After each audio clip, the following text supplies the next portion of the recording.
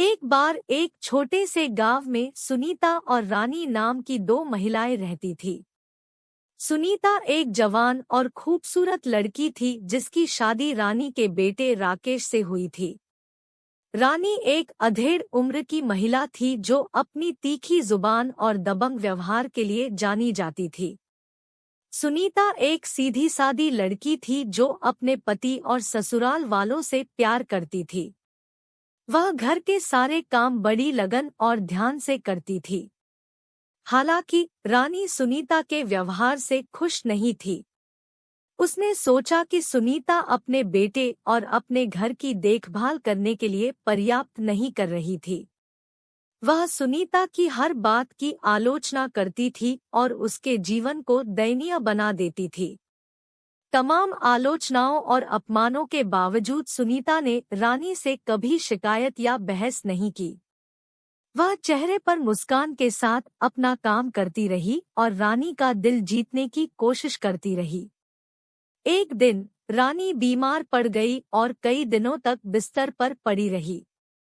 सुनीता ने एक माँ की तरह उनका ख्याल रखा और उनका साथ कभी नहीं छोड़ा। उसने अपना पसंदीदा भोजन पकाया, उसे समय पर दवाइयाँ दी और यह सुनिश्चित किया कि रानी आराम से रहे। धीरे धीरे लेकिन लगातार सुनीता के प्रति रानी का व्यवहार बदल गया। उसने अपने जीवन में सुनीता के महत्व को महसूस किया और उसके साथ सम्मान और प्यार से पेश आना शुरू कर दिया। उस दिन से रानी एक बदली हुई औरत बन गई। उसने महसूस किया कि सुनीता के प्रति उसका व्यवहार गलत था और उसने उससे माफी मांगी। सुनीता ने उसे माफ कर दिया और वे दोनों अच्छे दोस्त बन गए। रानी सुनीता की कड़ी मेहनत और अपने परिवार के प्रति समर्पण के लिए उसकी प्रशंसा करने लगी। उसने महसूस किया कि सुनीता सिर्फ उसकी बहू नहीं बल्कि उसके लिए एक बेटी थी। जैसे जैसे समय बीतता गया, रानी की तबीयत बिगड़ने लगी और वह फिर से बिस्तर पर आ गई। इस बार सुनीता ने और भी ज्यादा लगन और प्यार से उसकी देखभाल की। उसने यह सुनिश्चित किया कि रानी आराम से रहे और उसे वह सारी देखभाल और ध्यान दिया जिसकी उसे जरूरत थी। रानी सुनीता के व्यवहार से प्रभावित हुई और उसने महसूस किया कि सुनीता एक रत्न है। कुछ दिनों के बाद रानी की सेहत में सुधार होने लगा और वह फिर से चलने लगी। वह खुद में आए बदलाव और सुनीता के साथ किए गए व्यवहार को देखकर हैरान रह गई। उसने सुनीता को उसके प्रति इतने दयालु और समझदार होने के लिए धन्यवाद दिया और उसे फिर कभी चोट न पहुंचाने का वादा किया। उस दिन से सुनीता और रानी सबसे अच्छे दोस्त बन गए। वे एक साथ समय बिताते थे, अपने विचारों और भावनाओं को साझा करते थे और सुख दुख में एक दूसरे का समर्थन करते थे। उन्होंने महसूस किया कि उनका रिश्ता सिर्फ सास और बहू होने का नहीं था बल्कि दो महिलाओं के होने का था जो एक दूसरे का सम्मान और देखभाल करती थी।